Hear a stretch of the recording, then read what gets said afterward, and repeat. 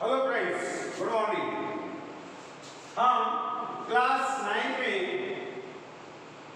Science and technology इस subject के अंतर्गत नया चैप्टर शुरू करने जा रहे हैं, जिस चैप्टर का नाम है reflection of light. Reflection of light. आपने 8 क्लास में ये चैप्टर पढ़े होंगे, reflection of light. Reflection of light क्या होता है, इसके बारे में कुछ याद करने की कोशिश करो, ठीक है। Light is agent which gives information about what happening in our surroundings. यानी लाइट एक ऐसा चीज है कि एजेंट है कि अपने आसपास क्या हो रहा है ये अपने को दिख रहे हैं। जैसे मैं आपके सामने भी दिख रहा हूं, तो ये सब पॉसिबल कैसे हो रहा है? It is due to the presence of light. मैं यहाँ पे मान लीजिए ए बी सी लिख दिया हूं, तो ये संभव क्यों हुआ? ये लाइट की वजह से। कहीं से ना कहीं से आपको इसके ऊपर लाइट आ रहा है। अगर बाय द वे यहाँ लाइट बंद कर दो, पूरा अंधेरा छा जाएगा, क्या मैं आपको दिख पाऊंगा? या मैंने जो यहाँ लिखा हूं, ये बी सी जो भी लिखा हूं ब्लैक बोर्ड के ऊपर, क्या आप उसको पढ़ पाएंगे? ना, इट इज इम्पॉसिबल। तो हम जैसे भी जो भी एंजॉयमेंट ले रहे हैं, जैसे कि we can enjoy various wonders of nature. जो नेचर का जो वंडर्स है उसको एंजॉय करने के लिए हमको लाइट देखना पड़ा। जैसे सनराइज, सनराइज का समय देखो, सनसेट का समय देखो, या only because of there is light तभी पॉसिबल होगा। It is only because light and we can see lush green vegetables, colorful flowers, कुछ किस प्रकार के कलरफुल फ्लावर्स है, ये हम इमेजली आप देख सकते हैं सिर्फ लाइट के कारण। Deep blue sky, stars in the sky, night है ना, नाइट एंड स्काई आसमान में स्काई में देख सकते हैं, तो ये सब लाइट की वजह से हो सकता है। विदाउट लाइट नहीं देख पाते, ठीक है। अब ये कैसा संभव हो रहा है कि light reflect different from the various surface around us. यानी मान के चलो एक सामने एक ब्लैक बोर्ड से कोई लाइट आ रही है, ठीक है, तब हम समझ में आ रहा है क्या मैंने यहाँ पे ए बी सी लिखा हूँ, ठीक है। तो अपनी जो आईज है, आईज की जो रेटिना है, इस रेटिना के ऊपर उसकी इमेज प्रतिबिंबित होती है, ठीक है। उसकी इमेज हमारे आंखों पे आती है, तब ये कहीं जाके वो हमारे ब्रेन में पता चलता है कि जयपाल ने यहाँ पे ए बी सी लिखा है। समझ में आ गई बात? वही आंखों पर से अगर बाय द वे यहाँ पे लाइट बंद कर दी तो मैंने क्या लिखा आपको नहीं मालूम, ठीक है। अब ये सब सारी बातें हैं, ठीक है। अब इसमें से हम देखेंगे we need polished surface foot for reflecting light because polished surface absorb less light and maximum light is reflect। तो जो भी अगर पॉलिश वाला चीज है उसमें क्या काम होता है, कुछ लाइट को एब्जॉर्ब करता है, बाकी कुछ थोड़ा वो निकाल देता है, ठीक है। In scientific language, the surface which reflects light and creates clear image called mirrors। अब हम पढ़ेंगे मिरर्स के बारे में। आप सभी मिरर का उपयोग करते हैं, ठीक है। आप अपने घर में जब अपने आप सजाते हो, विशेष रूप से लड़कियां या लड़के जब कंघी करने से पहले अपना फेस देखते हैं, तो थोड़ा बड़ा दिख रहा है कि अच्छा है कि नहीं, मैं अच्छा दिखता हूँ कि नहीं, ये कम से कम कंघी करता है, पाउडर लगाया कि नहीं, ये हम अपनी इमेज क्या में देखते हैं, मिरर में देखते हैं, ठीक है। तो मिरर में क्यों दिख रही है आपको इमेज, दूसरे जगह क्यों नहीं दिख रही है, ठीक है। तो ये सब सारी बातें हैं। The scientific language the surface which reflects the light. यानी जैसे ही आप मिरर के सामने खड़े हुए हो, तो आपका जो लाइट जो है मिरर में जाती है, वो मिरर से रिफ्लेक्ट होती है, और रिफ्लेक्ट होने की वजह से ही हम उसको देख पाते हैं, ठीक है। अगर वो लाइट रिफ्लेक्ट वहां से नहीं हो रही है तो हम उसको नहीं देख पाएंगे, ठीक है।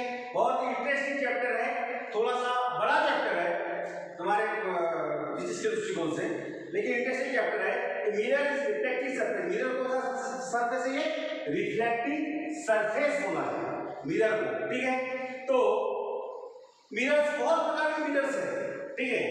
Various types of mirrors in our daily life, कई प्रकार के मिरर्स का उपयोग करते हैं अपने डेली लाइफ में। लेकिन ये जो मिरर है एक्चुअली होते हैं दो प्रकार से।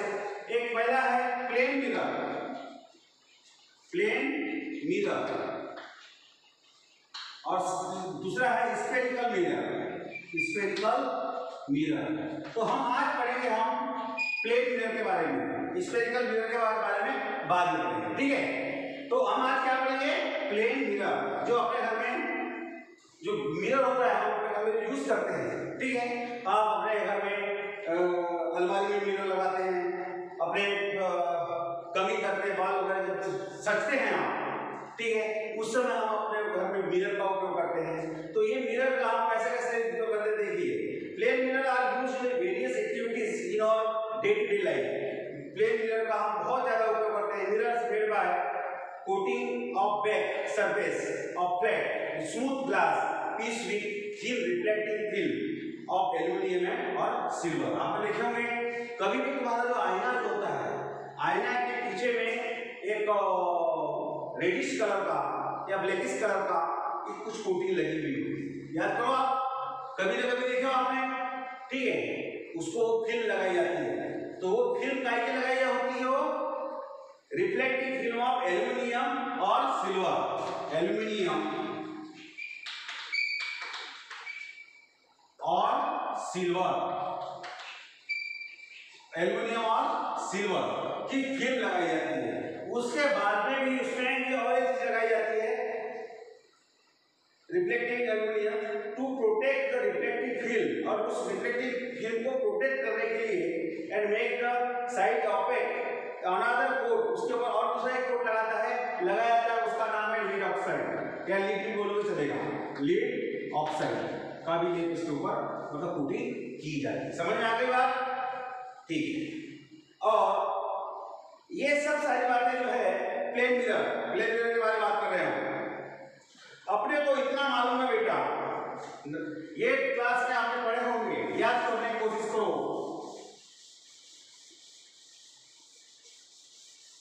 मान के चलो एक प्लेन मिरर है, क्या है, प्लेन मिरर।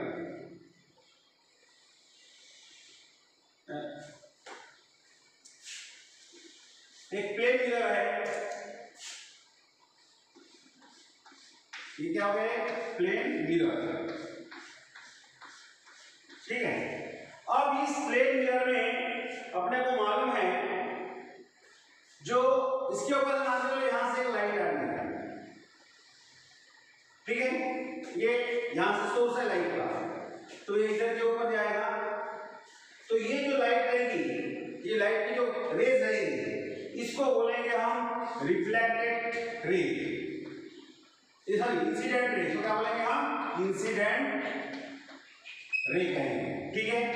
और ये मिरर से ही, यहां से ये लाइट फिर इधर रिफ्लेक्ट होगी सीधे में, तो उसको बोलेंगे रिफ्लेक्टेड रे, इसको क्या बोलेंगे, रिफ्लेक्टेड रे। तुम्हारे बुक्स में दिया है ना लाइट ऐसी, तुम्हारे बुक्स में दिए लाइट ऐसी दिए लाइट, ये क्या हो गया तुम्हारा, इंसिडेंट रे होगी, जो लाइट यहां से मान लो यहां से कोई सोर्स निकली और लाइट यहां से निकली इधर, तो उसको बोलेंगे हम इंसिडेंट रे कहेंगे। और जैसे यहां से वो रिफ्लेक्ट हुई और जो हमको उसकी जो हमारे प्रतिमा उसको दिखी है, तो that is called reflected ray, इसको क्या बोलेंगे, रिफ्लेक्टेड रे, और ये हो गया इंसिडेंट रे। समझ में आ गई बात। अब उसके बाद में देखिए एक डायग्राम बनाते हैं हम आपको, ये तो समझ में आ गया, तो जरूरी नहीं है, ये क्या हुआ यहाँ पर, यहाँ सीधी लाइन में गई तो सीधी वो रिफ्लेक्ट हुई, यहाँ एक ही लाइन है, ठीक है। यहाँ पर भी ये लाइट रिफ्लेक्ट हुई, जैसा इंसिडेंट हुई, इंसिडेंट होने का इस सीधे में वो रिफ्लेक्ट हो गई, यहाँ पर भी सीधी लाइट रिफ्लेक्ट हुई, वो सीधी इसी लाइन में उसी दिशा में रिफ्लेक्ट हुई, ये भी संभव है। दूसरी बात, कभी ऐसा होता है कि लॉ ऑफ लाइट याद करने की कोशिश करो, 8th क्लास में पढ़े हो आप, ठीक है।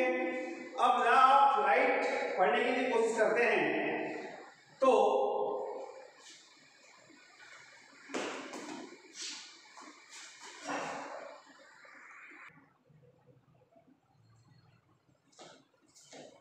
देखिए बेटा, अब थोड़ी सी याद करने के लिए लॉ ऑफ इंसिडेंट रे, ठीक है। मान के चलिए कि यहाँ पर एक समझने के लिए आपको मैं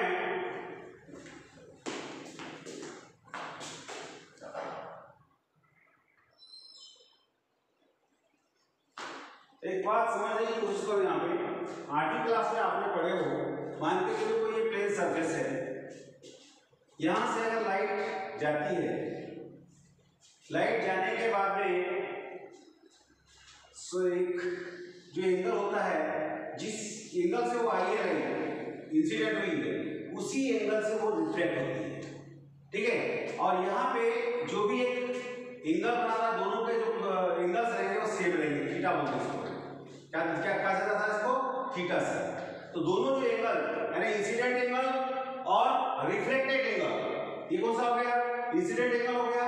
और इंसिडेंट एंगल उसी एंगल में रिफ्लेक्ट होती है, इसी को कहते हैं, मतलब दोनों के जो यहाँ पे जो दोनों एंगल जो होंगे वो कैसे होंगे? सेम, ठीक है। ये लॉ ऑफ लाइट कहता है। समझ में आ गई बात? कोशिश करो समझने की। जैसे यहाँ से ये लाइट रिफ्लेक्ट हुई है, हाँ इंसिडेंट हुई है, कहां पर? ये प्लेन सरफेस के ऊपर, प्लेन सरफेस में प्लेन मिरर के ऊपर मान के चलो, तो उसी एंगल में वो क्या होगी? रिफ्लेक्ट होगी, ठीक है। वही बात हम यहाँ पे देखेंगे, देखिए। अब हम इस बात को समझेंगे, फिगर का ध्यान दीजिए। M1 M2 ये क्या है? प्लेन सरफेस है, प्लेन मिरर है। M1 M2 ये वाला, ठीक है। ये प्लेन सरफेस हुआ। अब सोर्स ऑफ लाइट हो गया इसका O, ठीक है। अब सोर्स ऑफ लाइट 1 हुआ, ये वो हुआ, तो ये सीधी लाइट इंसिडेंट होगी यहाँ पर, और फिर यहां से वो क्या होगी? वो रिफ्लेक्ट होगी, ठीक है। उसी प्रकार से दूसरी जो फेज है वो यहां से R2 R1 पे इंसिडेंट होगी और वो R2 के ऊपर से रिफ्लेक्ट होगी। समझ में आ गई बात? तो इसी बात पे ध्यान दो। Q OR1 and OR1 get reflected according to the law of reflection. जैसे OR1 and OR2 ये कैसे हुए? रिफ्लेक्ट हुए ना। यहां से लाइट आई प्लेन मिरर पे और उतने ही एंगल में वो क्या हुई? इधर रिफ्लेक्ट हुई R2 में। उसी प्रकार से R1 भी वैसा ही, यहाँ पर इंसिडेंट हुई और वो उसी एंगल में यह सुनता को रिफ्लेक्ट हुई। समझ में आ गई बात? अब उसके बाद में ये बात को समझ लो। अब इसमें M1 M2 M1 M2 क्या है? मिरर हो गया, प्लेन मिरर, ठीक है। अब आपको सर ये समझाने की जरूरत क्या है, ठीक है। फिर उसके बाद में यहां से ही आप इमेज देखिए। यहाँ पर बाय द वे आप ये मिरर है, मिरर में इतना डिस्टेंस पे ये ऑब्जेक्ट लगा है, लाइट निकली है, वही आपको उतने ही डिस्टेंस पर सबको आईने में दिखेगी, ठीक है। बाय द वे मान के चलो आपका संदर्भ मिरर है, आईना है, आप नजदीक जा रहे हो तो आपका बीच में का उसको दिखने का जो डिस्टेंस है वो नजदीक देंगे, आप थोड़ा पीछे जाओगे उतना ही उसका डिस्टेंस समझ में आएगा। ये बात समझाने की कोशिश कर रहा था मैं यहाँ पर। समझ में आ गई बात? तो इसको बोलेंगे इमेज पॉइंट ऑफ वो, इमेज पॉइंट ऑफ वो गया है। समझ में आई बात? इसमें ऐसा कुछ भी नहीं है। समझ में आ गया? लॉ ऑफ लाइट कब क्या होती है? इंसिडेंट होने के बाद में उसी एंगल से वो क्या होती है? रिफ्लेक्ट होती है। जिस प्रकार से यहाँ से सोर्स मिला लाइट का, तो ये सीधा R1 पे हुआ और इधर वो रिफ्लेक्ट हुआ, ठीक है। उसी प्रकार से R2 यहाँ पे रिफ्लेक्ट हुआ, इंसिडेंट हुआ, फिर वो इधर रिफ्लेक्ट हुआ, ठीक है। दो सेम एंगल कैसा रहेगा उसका? सेम। मान के चलो यहाँ पे इंसिडेंट एंगल ये वाला और इसका ये वाला इंसिडेंट एंगल, दोनों निकालने यहाँ से हम इंसिडेंट एंगल, तो दोनों इंसिडेंट एंगल कैसे हो गए? सेम हो गए। उसी प्रकार से यहाँ पे दोनों इंसिडेंट एंगल और रिफ्लेक्टेड एंगल ये दोनों कैसे हो गए? वो सेम हो गए, ठीक है। तो यही है लॉ ऑफ लाइट। समझ में आ गई बात?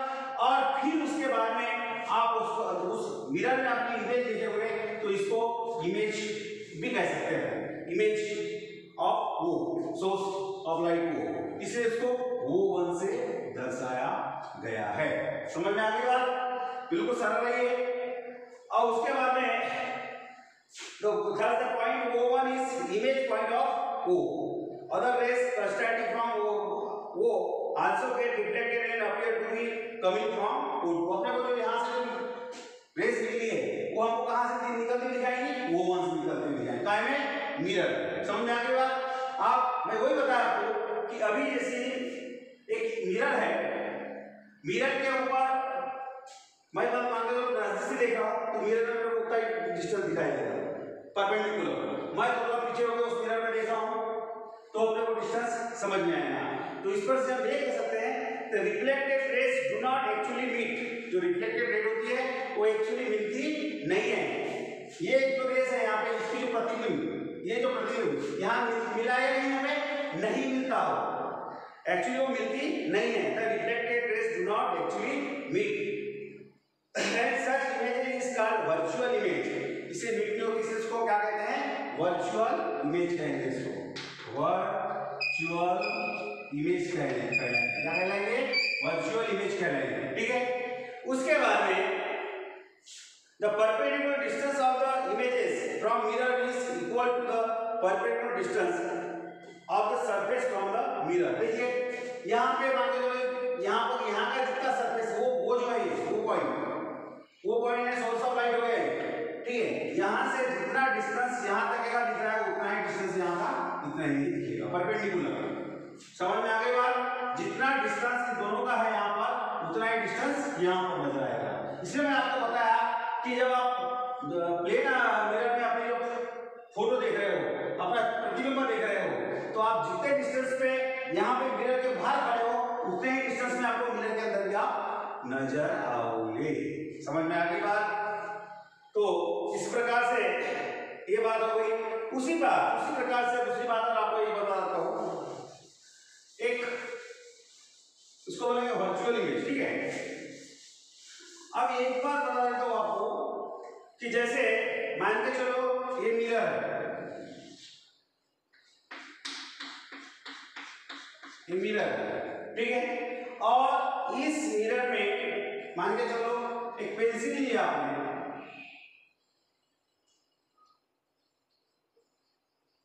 एक पेंसिल है, पेंसिल समझ लो उसे, ये पेंसिल है। ठीक है। इस इमेज में लिए अब आपको इस मिरर में वही पेंसिल आपको इसी साइज में दिखेगी, लेकिन थोड़ा सा चेंज होगी दिखेगी, मतलब उसी एंगल में दिखेगी वो, ऐसे दिखिए। ठीक है। एग्जैक्ट दिखना चाहिए। ये पेंसिल कोई भी प्रतिबिंब मान के चलिए मिरर है M1 या M2। ठीक है। तो आप जिस एंगल से उसको दिखाई देंगे उसी प्रकार से ये आपको दिखाई दे रही है। देखिए दिखाई दे रही है ये इमेजेस उतने ही डिस्टेंस से, दोनों के डिस्टेंस में, और वैसे ही दिख रही है, तो सर ऐसी दिख रही है। ठीक है। ये ऐसी है, ये इमेज कैसे ऐसी है, तो ये इमेज इस प्रकार से नजर आएगी। ठीक है। यानी आपका दिखेगा वही जितना आप दिखाना चाहते हो। मान के चलो पेंसिल है, पेंसिल कौन सी है? मान के चलो PQ, P और ये Q है इसका। ठीक है। तो उसी प्रकार से प्रतिबिंब जो बनेगा P1 और ये Q1। ठीक है। तो ये इसका प्रतिबिंब बनेगा। आपने देखिए पेंसिल ऐसी है, आपको आईना में इस प्रकार से नजर आएगा। समझ में आएगी बात? ये दिख रही, ये देखने की बात है। M1 M2 जो ये मिरर है, कौन सा मिरर? प्लेन मिरर, इसमें वो उस प्रकार से नजर आएगा। समझ में आ गई बात? अब आपको एक बात बता दूं और कि अपने ग्लास रूम या मिरर रूम की आप देखेंगे उसके ऊपर कई प्रकार की मूवी बन चुकी है। इसमें एक खासियत एक बताता हूं कि बाय द वे एक रूम है, यहां पर एक मिरर लगा हुआ है एक रूम में, फिर मिरर लगा हुआ है, उसके साइड में एक दूसरा मिरर लगा हुआ है। ठीक है। यहाँ पे कोई आपने एक ऑब्जेक्ट रख दिया है, ये ऑब्जेक्ट है। इस ऑब्जेक्ट की जो मिरर है थोड़ा सा यहाँ पर भी दिखेगी, यहाँ पर भी दिख सकती है, यहाँ पर भी दिख सकती है, ठीक है। तो हम इसको किस प्रकार से हम निकाल सकते हैं, दोनों, ये एक कांच हो गया, ये दूसरा कांच हो गया, दूसरा एक मिरर हो गया, ये दूसरा मिरर हो गया एक रूम में, ठीक है। उसकी इमेजेस जो है कितनी हो सकती है, कितनी इमेजेस इसकी निकल सकती है। जैसे बहुत सारे उसी रूम में मिरर रूम होता है, मिरर रूम में बहुत सारे कांच लगे होते हैं। आप कहीं अगर बड़े बड़े मॉल वगैरह में जाते हैं तो आपको बहुत सारे फोटो एक साथ दिखती है, एक कांच में 10-12 फोटो दिखती है, ठीक है ना। तो वो क्यों संभव है, क्योंकि वहां पे एक ही कांच नहीं है, एक ही ग्लास नहीं है, मिरर नहीं है, वहां पे बहुत सारे प्लेन मिरर लगे हुए होते हैं। तो आपकी कितनी इमेज निकलेगी, इसके लिए एक फार्मूला है कि number of images n is equal to 300 degree Celsius 360 degree centigrade upon ये मतलब एंगल -1, एक फार्मूला है, ठीक है। वो जो दोनों जो कांच है, जैसा दोनों जो मिरर है, वो दोनों मिरर कितने एंगल पे है वो कहलाएगा ये, ठीक है। बाय द वे पहला मिरर अगर इसलिए है तो 360 डिग्री पे है, मान के चलो एक हाथ एंगल वहां पे दो या तीन एंगल जो मिरर है, उन मिरर्स के अंदर में का बीच का जो एंगल है वो कितना है, वो अगर मालूम हो गया तो आप वहां पर कितनी इमेजेस वहां पे निकल सकती है ये आप ज्ञात कर सकते हैं। फॉर एग्जांपल हमें देखिए ये इज इक्वल टू 120 डिग्री पे, दोनों कांच का जो एंगल है वो कितना है, 120 डिग्री का है, ठीक है। तो सीधी बात है, ये बराबर वैल्यू निकल जाएगी 360 120 -1, तो 0 0 कैंसिल आउट, बात करिए 36 is equal to 3 - 1 is equal to image कितने आएंगे उसमें 2 आएंगे, ठीक है। उसी प्रकार से अगर बाय द वे आपने इसे इमेजेस ले लिए, ये दूसरा फार्मूला बाय द वे यहाँ का इसकी इमेज एंगल जो है अगर 90 का है, ये बराबर एंगल 90 डिग्री का, तो सीधी सी बात है n इज इक्वल टू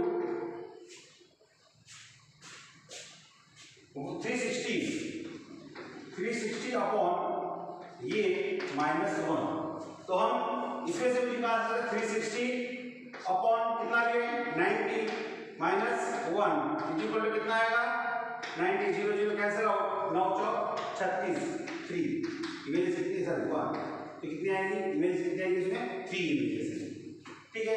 उसी प्रकार से बाय द वे हमने 90 निकाल लिए, इसके जगह हमने अगर 60 ले लिए, यहाँ पे हमने अगर 60 डिग्री सेल्सियस का 60 डिग्री ले लिए तो क्या होगा,